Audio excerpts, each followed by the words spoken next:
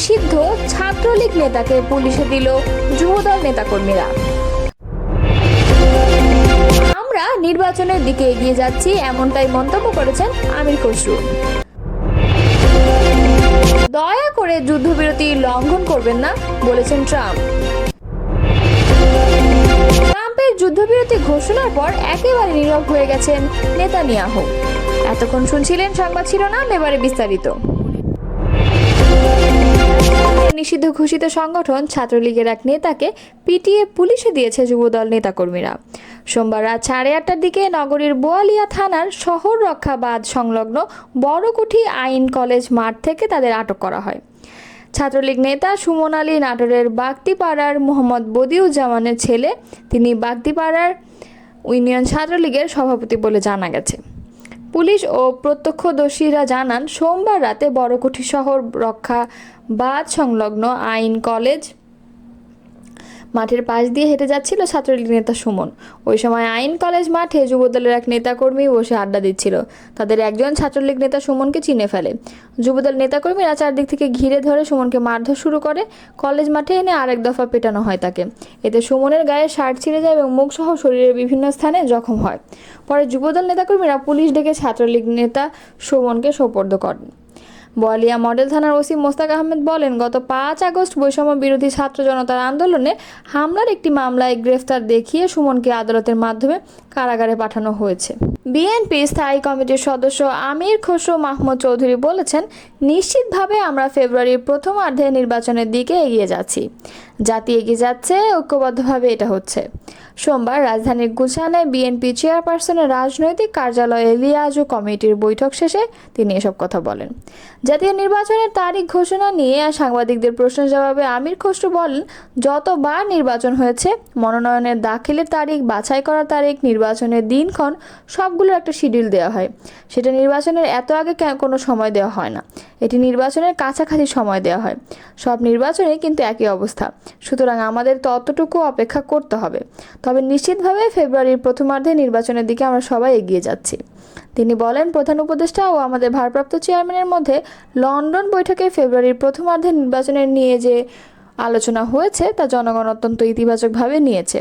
BNP স্থায়ী কমিটির সদস্য বলেন, জনগণের মধ্যে যে আশঙ্কা ছিল সেটা কেটে গেছে। সমস্ত জাতি এখন নির্বাচনী টানেলে প্রবেশ করেছে। আমরা সবাই নির্বাচনের দিকে এগিয়ে যাচ্ছি।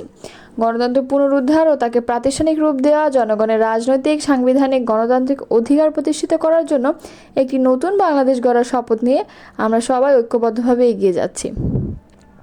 গণফোরামের সভাপতি পরিষদের সদস্য অ্যাডভোকেট এস.এম. আলতাফ হোসেন বলেন, 15 বছরের বেশি স্বৈরাচারী ফ্যাসিস্ট আওয়ামী লীগ সরকারের বিরুদ্ধে আমরা ঐক্যবদ্ধভাবে আন্দোলন সংগ্রাম করেছি একটি গণতান্ত্রিক সরকার প্রতিষ্ঠার জন্য। সেই আন্দোলনের ধারাবাহিকতায় 5 আগস্ট ফ্যাসিস্ট সরকারের উৎখাত হয়েছে। এখন একটি নতুন মানবিক বাংলাদেশ প্রতিষ্ঠার বিরল সুযোগ এসেছে। লিয়াজু কমিটির বৈঠকে আরও উপস্থিত ছিলেন গণফোরামের সভাপতি পরিষদের সদস্য অ্যাডভোকেট সুব্রত চৌধুরী, গণফোরামের নেতা জগলুল হায়দার আফ্রিক ও সুরায়া বেগম এবং মুশতাক আহমেদ ও সেলিম আকবর। চীন সফরের দ্বিতীয় দিনে বিএনপি মহাসচিব মির্জা ফখরুল ইসলাম আলমগীর ও তার নেতৃত্বাধীন প্রতিনিধি দলের সদস্য দেশটির পররাষ্ট্র মন্ত্রণালয়ের উপমন্ত্রী সান ওয়েডংয়ের সঙ্গে বৈঠক করেছেন। মঙ্গলবার বাংলাদেশ সময় সকাল তারা এই বৈঠক করেন। বিএনপি মিডিয়া সেলের সদস্য সাইরুল কবির খান জানান, মঙ্গলবার সকালে সৌহার্দ্যপূর্ণ পরিবেশে উভয় পক্ষের আলোচনা শুরু হয়। সোমবার রাতেই মার্কিন প্রেসিডেন্ট ট্রাম্প বলেছিলেন, ইরান ইসরায়েলের মধ্যে যুদ্ধবিরতি হয়েছে। একই সঙ্গে দুপক্ষকে যুদ্ধবিরতি মানার কথা বলেন তিনি। তবে ট্রাম্পের এই ঘোষণা দেওয়ার ঘণ্টাখানেক আগে ইসরায়েলে ক্ষেপণাস্ত্র হামলা চালায় ইরান। এতে দখলদার ইসরায়েলের 4 নাগরিক নিহত হয়েছে। এদিকে যুদ্ধবিরতির ঘোষণার পর নিজের মালিকানাধীন সোশ্যাল প্ল্যাটফর্ম ট্রুথ সোশ্যালে একটি পোস্ট দিয়েছেন ট্রাম্প। এতে তিনি লেখেন, যুদ্ধবিরতি কার্যকর হয়েছে, দয়া করে কেউ যুদ্ধবিরতি লঙ্ঘন করবেন না। ইরান ইসরায়েলের সংঘাতের 12 দিনের মাথায় অর্থাৎ সোমবার ট্রাম্প যুদ্ধবিরতির কথা বলেন। ওই সময় তিনি ইঙ্গিত দেন, ইসরায়েল ও ইরানের চলমান মিশনগুলো সম্পন্ন করার জন্য সময় পাবে। ট্রাম্পের এই বিবৃতিতে আগে তেল আবিব ও বীরশেবায় বিস্ফোরণের শব্দের কথা শব্দ শোনার কথা জানান প্রত্যক্ষদর্শীরা। ইসরায়েলের সামরিক বাহিনী বলছে মঙ্গলবার সকাল থেকে 6 দফায় ক্ষেপণাস্ত্র হামলা চালিয়েছে ইরান। ইসরায়েলের ন্যাশনাল অ্যাম্বুলেন্স সার্ভিস বলছে তেহরানের হামলায় বীরসেবায় 4 জন প্রাণ হারিয়েছেন। মঙ্গলবার সকালে ইরানের সংবাদ সংস্থা SNN জানায় যুদ্ধবিরতি কার্যকর হওয়ার আগে শেষ দফায় তেহরান হামলা চালিয়েছে। ইরানি সংবাদ মাধ্যমগুলো জানিয়েছে ইসরায়েল সোমবার রাতভর ইরানের বিভিন্ন স্থানে হামলা চালিয়েছে। এতে ব্যাপক ক্ষয়ক্ষতির পাশাপাশি বেশ কয়েকজনের প্রাণহানি ঘটেছে। এমনকি হামলায় আরও একজন পরমাণু বিজ্ঞানীকে হত্যা করেছে ইসরায়েল। মূলত ইসরায়েলের ওই হামলার জবাবেই মঙ্গলবার সকালে ক্ষেপণাস্ত্র হামলা চালায় ইরান। এদিকে যুদ্ধবিরতি প্রসঙ্গে হোয়াইট হাউসের একজন ঊর্ধ্বতন কর্মকর্তা বলেন ট্রাম্প ইসরায়েলি প্রধানমন্ত্রী বেনিয়ামিন নেতানিয়াহুর সঙ্গে ফোনালাপ করেছেন। ওই ফোন আলাপে যুদ্ধবিরতির জন্য মধ্যস্থতা করেছিলেন মার্কিন প্রেসিডেন্ট। তখন ইসরায়েলি প্রধানমন্ত্রী বলেছেন যতক্ষণ না পর্যন্ত ইরান আক্রমণ না চালাবে ততক্ষণ পর্যন্ত তারা যুদ্ধবিরতি মানবে। ইরানের এক ঊর্ধ্বতন কর্মকর্তাও যুদ্ধবিরতির বিষয়ে ইঙ্গিত দিয়েছেন। তবে ইরানের পররাষ্ট্রমন্ত্রী ইসরায়েলের হামলা বন্ধ না হওয়া পর্যন্ত কোনো যুদ্ধবিরতি হবে না বলে সাফ জানিয়ে দিয়েছেন। সোশ্যাল প্ল্যাটফর্ম এক্সে দেওয়া এক পোস্টে ইরানের পররাষ্ট্রমন্ত্রী আব্বাস আরগাচি লেখেন, আমাদের সামরিক অভিযান বন্ধের বিষয়ে চূড়ান্ত সিদ্ধান্ত পরে নেওয়া হবে। ইসরায়েল ও ইরান একটি সম্পূর্ণ ও সর্বাত্মক যুদ্ধবিরতিতে সম্মত হয়েছে বলে সামাজিক মাধ্যমে দেওয়া এক ঘোষণায় মার্কিন প্রেসিডেন্ট ডোনাল্ড ট্রাম্প জানিয়েছেন।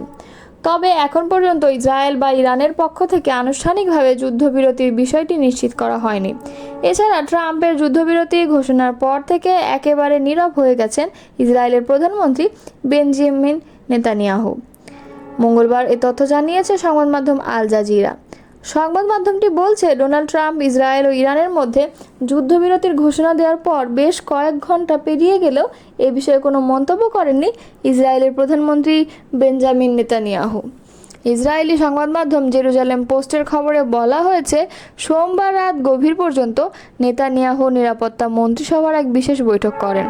ওই বৈঠকে তিনি মন্ত্রীদের বলেন তারা যেন যুদ্ধবিরতি নিয়ে প্রকাশ্যে কোনো মন্তব্য না করে। অন্যদিকে ইরান জানিয়ে দিয়েছে যদি ইসরায়েল তাদের উপর হামলা বন্ধ করে তাহলে ইরানও প্রতিশোধমূলক হামলা বন্ধ করবে।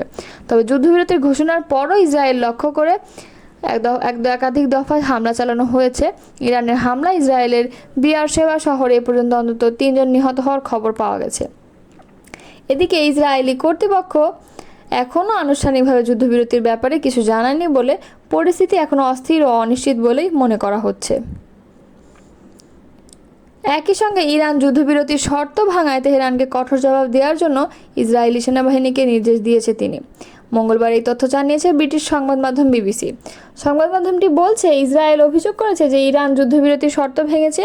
দেশটির প্রতিরক্ষা মন্ত্রী ইসরায়েলের কাটজ এক বিবৃতিতে জানিয়েছেন তিনি ইসরায়েলি সেনাবাহিনীকে নির্দেশ দিয়েছেন যুদ্ধবিরতি লঙ্ঘনের কঠোর জবাব দিতে এবং তেহরানের কেন্দ্রস্থলে অবস্থিত ইরানি সরকার ঘনিষ্ঠ লক্ষ্যে তীব্র হামলা চালাতে। অন্যদিকে ইসরায়েলি সেনাবাহিনী বলেছে তারা ইরান থেকে উৎক্ষেপণ করা কতকগুলো ক্ষেপণাস্ত্র শনাক্ত করেছে। তারা বলছে আকাশ প্রতিরক্ষা ব্যবস্থা হুমকি প্রতিহত করার জন্য কাজ করছে। সবাইকে আশ্রয়কেন্দ্রে যেতে এবং পরবর্তী নির্দেশ না দেওয়া পর্যন্ত সেখানে থাকতে বলেছে তারা।